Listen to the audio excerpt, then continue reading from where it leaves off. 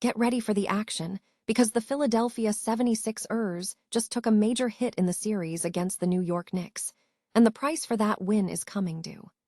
We dive into how the loss impacted the team, focusing on the injury to OG Anunoby and what it means for the Sixers' fight to climb out of that tough hole. Tired of dropping your phone or struggling to hold it with one hand? The PopSockets Pop Grip gives you a secure grip, works as a phone stand, and even lets you swap the top for a fresh new look. Simple, useful, and perfect for everyday phone use. Click the link in the comments to grab yours on Amazon. Next up, we break down the performance of Paul George in that pivotal Game 2 loss.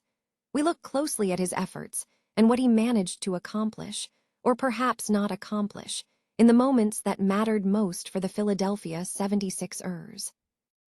Now, we shift focus to the Philadelphia 76ers' struggle in the fourth quarter. We examine the specific fourth-quarter struggles that cost them the game against the Knicks, and what the team needs to regroup and fix for Game 3. Finally, we look at the confrontation between Paul George and a teammate after a last-minute mistake cost the 76ers their chance to tie the series against the New York Knicks. Don't miss this analysis, and stay tuned for more breaking news. The New York Knicks secured a crucial Game 2 victory against the Philadelphia 76ers, extending their lead in the series to 2-0.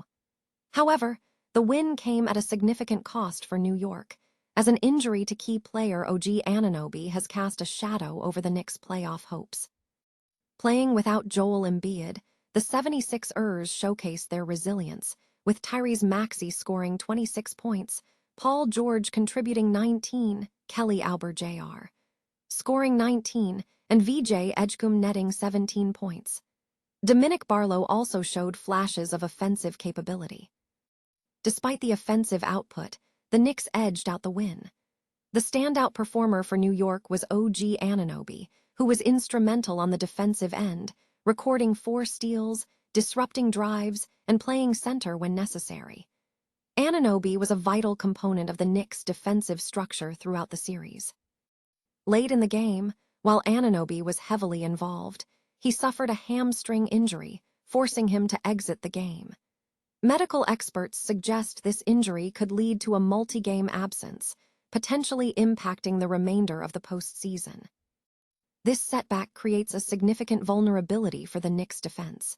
Anunoby's absence leaves a gaping hole, as players like Landry Shamet and Jose Alvarado cannot adequately cover his responsibilities. Mikal Bridges is the only other forward in the rotation, placing increased pressure on Mike Brown and potentially altering the lineup for Game 3.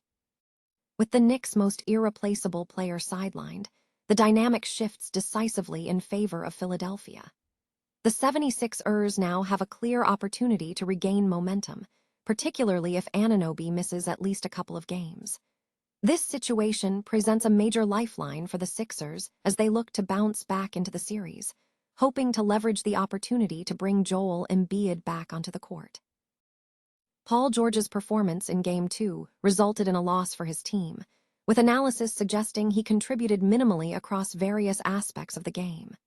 The report, dated May 7, 2026, at 8:56 a.m. ET, appears to be an update for fantasy basketball enthusiasts, indicating that detailed breakdown of George's statistical impact is available on the Roto Baller platform.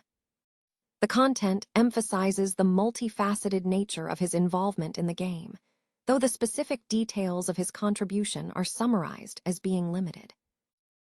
The Philadelphia 76ers struggled significantly in the fourth quarter of Game 2 against the New York Knicks, ultimately falling to a 108-102 loss. The Sixers had held a 1-point lead going into the final period, even extending it to 3 points following a dunk by Dominic Barlow.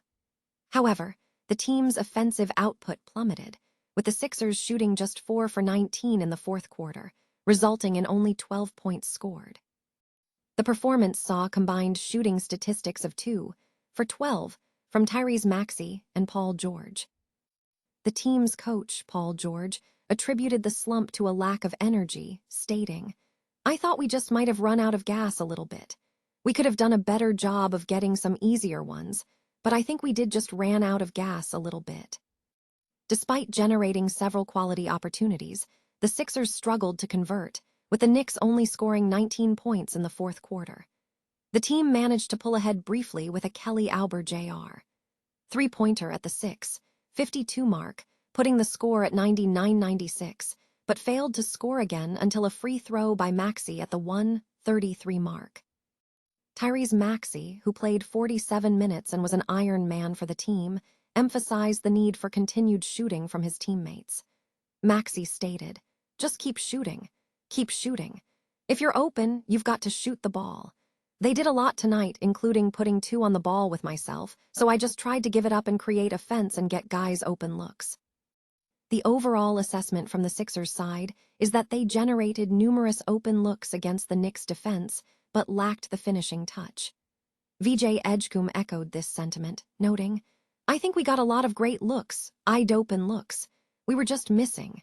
We were pretty satisfied with the looks we were getting out there in the fourth quarter." The series now shifts to Philadelphia, with the Sixers trailing 0-2 heading into Game 3 on Friday at the Xfinity Mobile Arena. The Philadelphia 76ers fell short of tying their series against the New York Knicks in Game 2, a result heavily influenced by a critical late-game shooting opportunity and subsequent on-court confrontation. With the Knicks holding a 6-point lead with under 4 minutes remaining, the 76ers attempted a desperation three-pointer from Paul George. The shot missed, contested by 2 defenders, leaving the team questioning if a better look could have been secured. Following the attempt, teammate Quentin Grimes confronted George regarding the contested jumper, a moment that highlighted the pressure of the situation. Despite the challenging shot selection, George's overall performance was mixed, contributing 19 points and 4 assists while shooting 5 for 13 from three-point range, though his defensive efforts were notable with 2 steals and 2 blocks. The team struggled significantly in the fourth quarter, shooting just 21.1% from the field. The decisive factor proved to be the Knicks' closer, Jalen Brunson, who stabilized the game, scoring 8 points and accounting for nearly half of the Knicks' fourth quarter field goals. Rookie VJ Edgecombe noted the team's struggle with execution, stating, "We felt like we should have won it. It came down to shot making at the end of the game." The lack of consistent scoring in the final minutes, especially without Joel Embiid, ultimately cost the 76ers the chance to tie the series. With the Knicks now leading 2-0 in the series, the focus immediately shifts to defensive execution at home.